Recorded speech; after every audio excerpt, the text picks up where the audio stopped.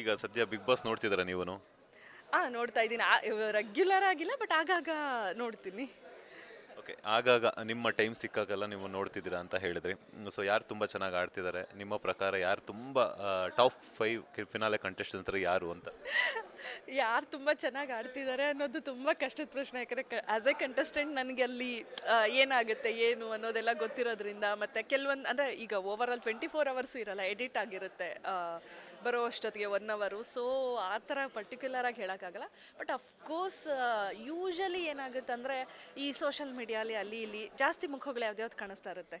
ಅವ್ರು ಅಫ್ಕೋರ್ಸ್ ಕೊನೆವರೆಗೂ ಇದ್ದೇ ಇರ್ತಾರೆ ಅಲ್ವಾ? ನೀವು ಹೇಳ್ತಾನೆ ಇಲ್ಲ, ಹೆಸರೇ ಹೇಳ್ತಿಲ್ಲ. ಹೈಡ್ ಮಾಡ್ತಿದ್ದಾರೆ ಸೋಷಿಯಲ್ ಮೀಡಿಯಾದಲ್ಲಿ ಯಾರ್ಯಾರು ಬರ್ತಿದ್ದಾರೆ ಅಂದರೆ ಅಲ್ಲಿ ಗೊತ್ತಾಗ್ತಿದೆ ಅಲ್ಲಿ. ಅಲ್ಲ, ಹೆಸರು ಅಂದರೆ ಏನು, ಈಗ ಸುಮ್ಮನೆ ಈಗ ನಿಮಗೆ ಜನರಲ್ ಆಗಿ ಹೇಳ್ಬೇಕಂದ್ರೆ ನಾನು ಏನು ಇವ್ರು ಬರಬಹುದು ಬರಬಾರ್ದು ಅಥವಾ ಇನ್ನೊಂದು ಮತ್ತೊಂದು ಅಂತ ಏನೂ ಹೇಳ್ತಾ ಇಲ್ಲ. ಸಾಮಾನ್ಯವಾಗಿ ಜಾಸ್ತಿ ಕೇಳ್ಪಟ್ಟಿರೋಂಥ ಹೆಸರು ಅಫ್ಕೋರ್ಸ್ ನಿಮಗೆ ಗೊತ್ತಿದ್ದಂಗೆ ಗಿಲ್ಲಿ, ಅಶ್ವಿನಿ, ರಕ್ಷಿತಾ, ಆಮೇಲೆ ಅವ್ರ ಸುತ್ತಮುತ್ತ ಇರೋರೆಲ್ಲ. ಜಾಸ್ತಿ ನಾನು ಕೇಳಿರೋದು ಈ 3 ಹೆಸರುಗಳು. ಈ 3 ಹೆಸರು ಜಾಸ್ತಿ ಕೇಳಿರೋವಂಥದ್ದು.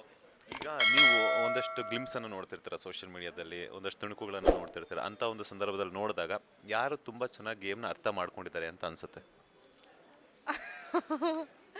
ಗಿಲ್ಲಿ ಅರ್ಥ ಮಾಡ್ಕೊಂಡಿದ್ದಾರೆ ಅಂತ ಅನಿಸುತ್ತೆ. ಆ್ಯಂಡ್ ಅಶ್ವಿನಿ ಬಗ್ಗೆ ಎಲ್ಲರೂ ಏನು ನೆಗೆಟಿವ್ ಆಗಿ ಮಾತಾಡ್ತಾರೆ, ಬಟ್ ಎಲ್ಲೋ ಅಶ್ವಿನಿ ನನಗನ್ಸುತ್ತೆ ತುಂಬ ಓಪನ್ ಇದ್ದಾರೆ ಅವರು ಅಂತ ಅನಿಸುತ್ತೆ. ಅಂದರೆ ಏನಿದ್ರು ಅದು ಅನ್ಸಿದ್ದು ಮಾಡಿಬಿಡ್ತಾರೆ ಆ ಕ್ಷಣ. ಅದು ಕೆಟ್ಟದ್ದೋ ಒಳ್ಳೆಯದೋ ತಪ್ಪೋ ಸರಿನೋ ಅದೆಲ್ಲ ಸೆಕೆಂಡ್ರಿ.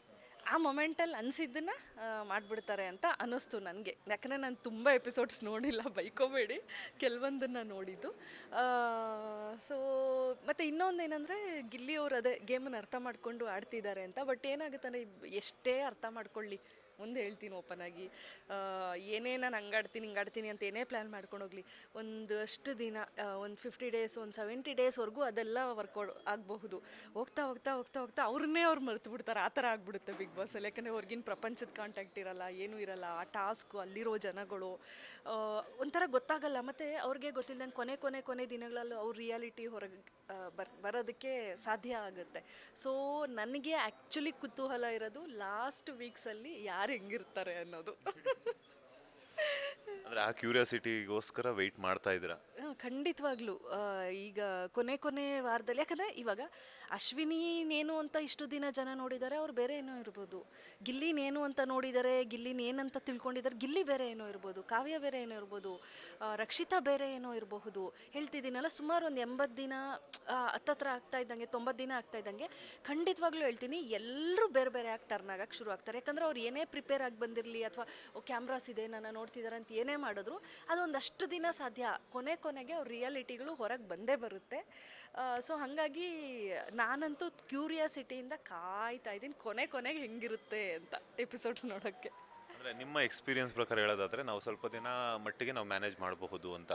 ಬಿಕಾಸ್ ನಾವೇನು ಹೆಂಗೆ ಇದೆ, ಯಾಕಂದರೆ ಬಿಗ್ ಬಾಸ್ ಅನ್ನುವಂಥದ್ದು ವ್ಯಕ್ತಿತ್ವದ ಆಟ ಆಗಿರೋದ್ರಿಂದ ಸ್ವಲ್ಪ ಎಷ್ಟೇ ಪ್ಲಾನ್ ಮಾಡ್ಕೊಂಡು ಹೋದ್ರೂ ಕೂಡ ಸ್ವಲ್ಪ ದಿನ ಸರ್ವೈವ್ ಆಗ್ಬೋದು. ಆಮೇಲೆ ಅಲ್ಲಿ ಯಾರೋ ಬರ್ತಾರೆ, ಏನೋ ಒಂದು ಮಾತಂತಾರೆ, ಟ್ರಿಗರ್ ಆಗುತ್ತೆ, ಮತ್ತೇನೋ ಒಂದು ವಿಚಾರಕ್ಕೆ ಜಗಳ ಆಗುತ್ತೆ. ಅಂಥ ಒಂದು ಸಂದರ್ಭದ ಒರಿಜಿನಾಲಿಟಿ ಆಟೋಮೆಟಿಕಲಿ ಬಂದ್ಬಿಡುತ್ತೆ ಅಂತ. ಹೌದೌದು, ನಿಜಾನೇ.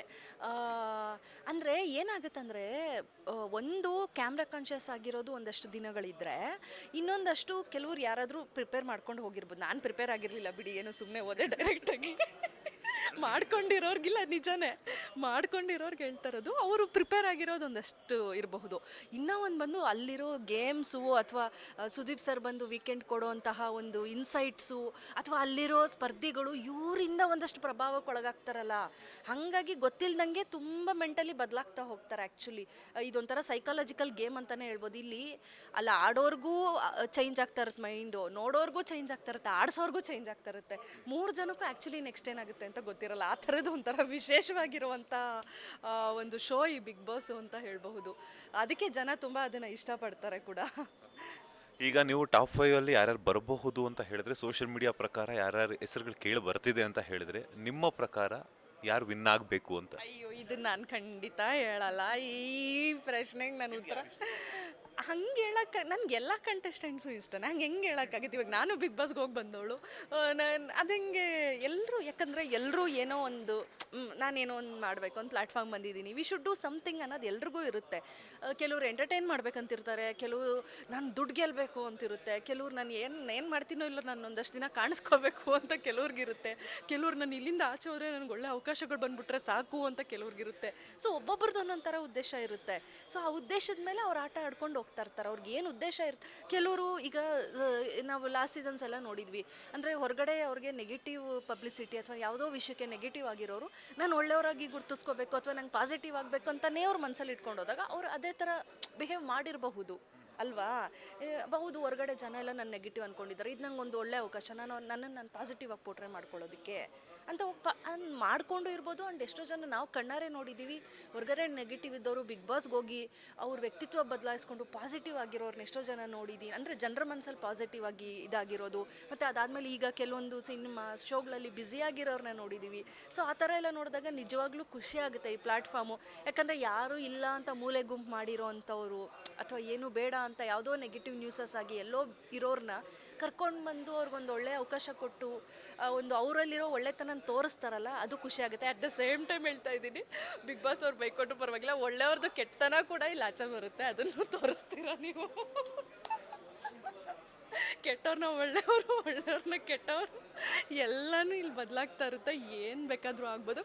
ಬಟ್ ಅಲ್ಟಿಮೇಟ್ಲಿ ಒಂದು ಎಂಟರ್ಟೈನಿಂಗ್ ಶೋ ಅದು. ತುಂಬ ಚೆನ್ನಾಗೂ ನಡೆಸ್ತಾರೆ ಆ್ಯಂಡ್ ಅಫ್ಕೋರ್ಸ್ ಅದಕ್ಕೆ ಜನ ಇಷ್ಟಪಡ್ತಾರೆ.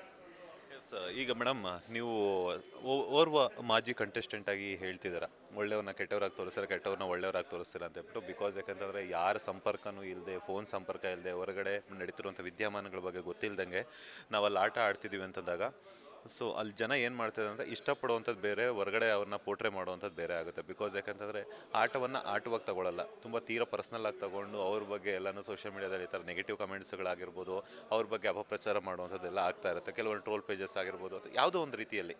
ಸೊ ಅಂಥವ್ರಿಗೆ ಏನು ಹೇಳ್ತೀರಾ ಅಂತ? ಖಂಡಿತವಾಗ್ಲೂ. ಆ್ಯಂಡ್ ನೀವು ಹೇಳಿದ್ರಿ ಏನೋ ಏನೋ ಒಳ್ಳೆಯವ್ರನ್ನ ಕೆಟ್ಟವ್ರಾಗಿ ತೋರಿಸ್ತಾರೆ, ಕೆಟ್ಟವ್ರನ್ನ ಒಳ್ಳೆಯವ್ರಾಗಿ ತೋರಿಸ್ತಾರೆ ಅಂತ. ಅವ್ರು ತೋರಿಸ್ಬೇಕು ಅಂತ ತೋರಿಸಲ್ಲ, ಬಟ್ ಸಮಯ ಸಂದರ್ಭಗಳು ಆ ಥರ ಅಲ್ಲಿ ಕ್ರಿಯೇಟ್ ಆಗುತ್ತೆ ಆ ಟಾಸ್ಕ್ಗಳ ಮೂಲಕ.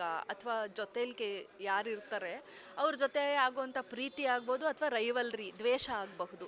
ಆ ಪ್ರೀತಿ ಅಥವಾ ದ್ವೇಷ ಎರಡರ ಮಧ್ಯೆನೂ ಒಳ್ಳೆಯವ್ರು ಕೆಟ್ಟವ್ರು ಅನಿಸ್ಬೋದು, ಕೆಟ್ಟವ್ರು ಒಳ್ಳೆಯವ್ರು ಅನಿಸ್ಬೋದು. ಅಂದರೆ ಇವ್ರು ತೋರಿಸ್ಲೇಬೇಕಂತ ಪ್ಲ್ಯಾನ್ ಮಾಡಿ ತೋರಿಸ್ತಾರೆ ಅಂತಲ್ಲ, ಬಟ್ ಅದು ಸಮಯ ಸಂದರ್ಭ ಆ ಥರ ತಾನಾಗೆ ಬರುತ್ತೆ. ಆ್ಯಂಡ್ ಅಫ್ಕೋರ್ಸ್ ಮೋರ್ ಓವರ್ ಹೇಳ್ತೀನಿ, 100 ದಿನದಲ್ಲಿ 150 ದಿನದಲ್ಲಿ ಯಾರನ್ನೂ ಜಡ್ಜ್ ಮಾಡೋದಕ್ಕೆ ಯಾರೂ ಸಾಧ್ಯ ಇಲ್ಲ.